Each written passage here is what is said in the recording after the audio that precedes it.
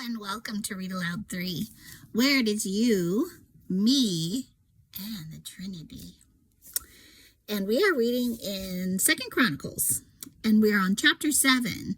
So my last video, I had started it within mind that I was going to finish chapter 6 where it left off and go into chapter 7 and read. But it abruptly ended my recording, which has a mind of its own and does at times, right at the beginning of chapter 7, which works just as well. We'll do chapter 7 itself today. The dedication of the temple. When Solomon finished praying, fire flashed down from heaven and burned up the burnt offerings and sacrifices, and the glorious presence of the Lord filled the temple. The priests could not enter the temple of the Lord because the glorious presence of the Lord filled it. And when all of the people of Israel saw the fire coming down and the glorious presence of the Lord filling the temple, they fell face down on the ground and worshipped and praised the Lord, saying, "He is good. His faithful love endures forever." It's the same yesterday, today, and forever, isn't it? I mean, isn't that what we would say when we see God? When we really sense his presence and his movement in our lives? Yeah. All right, so continuing in verse 4. Then the king and all the people offered sacrifices to the Lord. King Solomon offered a sacrifice of 22,000 cattle and 120,000 sheep and goats.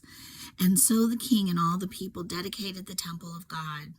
The priests took their assigned positions, and so did the Levites who were singing, "His faithful love endures forever." They accompanied the singing with music from the instruments King David had made for praising the Lord. So that interesting, he actually made the instruments. I didn't know that. Across from the Levites, the priests blew the trumpets, while all Israel stood. Solomon then consecrated the central area of the courtyard in front of the Lord's temple.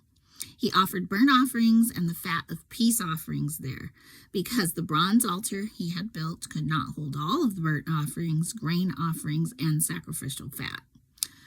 For the next 7 days, Solomon and all Israel celebrated the festival of shelters. A large, and I think it's also been called Festival of Tents. You may have heard of. A large congregation had gathered from as far away as Lebo Hamath in the north and the brook of Egypt in the south. On the 8th day, they had a closing ceremony, for they had celebrated the dedication of the altar for 7 days and the festival of shelters for 7 days. Then at the end of the celebration, Solomon sent the people home. You gotta, what is it? You don't gotta go home, but no, he sent them home, it says. They were all joyful and glad because the Lord had been so good to David and to Solomon and to his people, Israel. And remember that Solomon was including all people when he started to just pray over the temple and himself, remember, and ask God to truly bless it. And he was not just even singling out God's people. He was asking for God to really, truly bless all the people of the earth by his presence in the temple. His, basically his, I want to say his signature on it, because obviously the temple isn't containing all of God, but it's a way that he chose and allowed Solomon to somehow house him, just like the Ark of the Covenant. So that he said, when people turn to this place and pray, show yourself to them, essentially, I feel is what he was saying. So then it says, the Lord's response to Solomon. So Solomon finished the temple of the Lord as well as the royal palace. He completed everything he had planned to do in the construction of the temple and the palace. Then one night, the Lord appeared to Solomon and said, "I've heard your prayer and have chosen this temple as the place for making sacrifices. At times, I might shut up the heavens so that no rain falls, or command grasshoppers to devour your crops, or send plagues among you. Isn't this interesting? Is it saying like, you might see these things, like, because I think sometimes, we say, oh, I'm going to pray, and then we have an expectation that God's going to do just exactly what we're asking, and, we're not going to see any hardship, but he's saying, yeah, I'm going to hear you, and, or I've heard you, and there's still going to be times that these things is going to be what I ought to do. And then it says, then if my people who are called by my name will humble themselves and pray and seek my face and turn from their wicked ways, I will hear from heaven and will forgive their sins and restore their land. My eyes will be open and my ears attentive to every prayer made in this place. For I have chosen this temple and set it apart to be holy, a place where my name will be honored forever. I will always watch over it, for it is dear to my heart. As for you, if you faithfully follow me, as David your father did, obeying all my commands, decrees, and regulations, then I will establish the throne of your dynasty. For I made this covenant with your father David when I said, one of your descendants will always rule over Israel. But if you or your descendants abandon me and disobey the decrees and commands I've given you, and if you serve and worship other gods, then I will uproot the people from this land that I have given them. I will reject this temple that I have made holy to honor my name. I will make it an object of mockery and ridicule among the nations. And though this temple is impressive now, all who pass by will be appalled. They will ask, why did the Lord do such terrible things to this land and to this temple? And that might be another way that, we wonder sometimes, like, how is God going to use this testimony? Like, I think he can use anything, right, to show his greatness.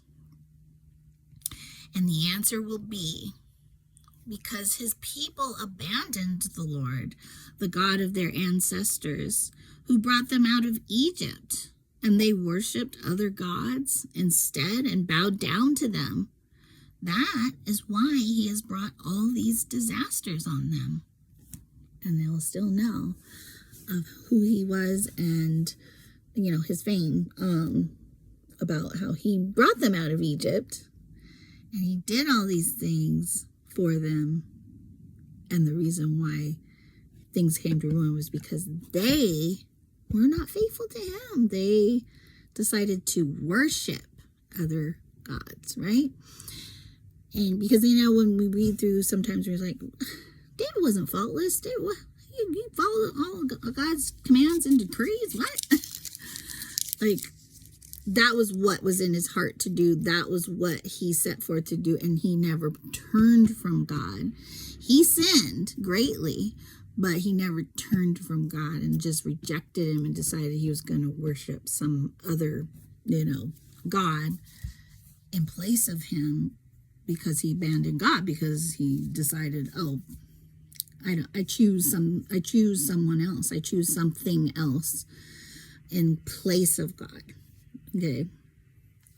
And honestly, that's a whole discussion to be had, because I know that I kind of believe, I think, it makes sense to me that anytime we do sin, we are kind of turning from God, because we're thinking something's going to work for us the way we want something to work for us, by not allowing God to be God in that situation. We just think, I'm going to do this and it's going to work for me.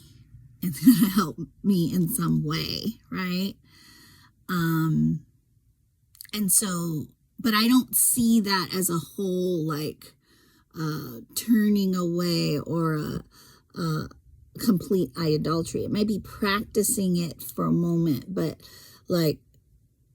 for me to turn myself over to something else would be like, I consistently go and I worship that thing, right? And I say, I don't trust God. I think this is going to save me. This is going to help me instead of God. There are times when we fall into sin, or we commit sin because we are at that point not trusting God at that moment. But usually when we're Christian, we can do that and still know that we're serving the Most High God, and that if we are faithful to Him, then we are truly, walking in the right way. And we just have to acknowledge when we humble ourselves and say, we turned against Him, walked in the wrong way, trying to do it our way rather than how He's God and knows better and has instructed us too. And when our heart is there, then we're faithful to Him. That's where David's heart was, and and in some pretty intense situations where he could have been like, there's no way I'm going to make it out here alive unless I do something else. But he put his trust in God. He showed that he did truly trust God. So is there a place like that for you right now where it's like, how am I gonna move forward? How am I gonna survive almost if I do it God's way? Or am I going to turn back?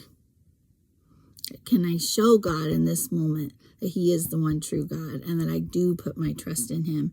It doesn't mean I haven't fallen. It doesn't mean that I won't ever, but it means that He's who I worship. He's who I serve because I know is truly God, and my heart is after His heart, which is, to have created me to be in relationship with Him as God. So let's think about that today as we go into our weekend, and I hope that you're having a happy Friday. I'll see you tomorrow. I'll look forward to tomorrow.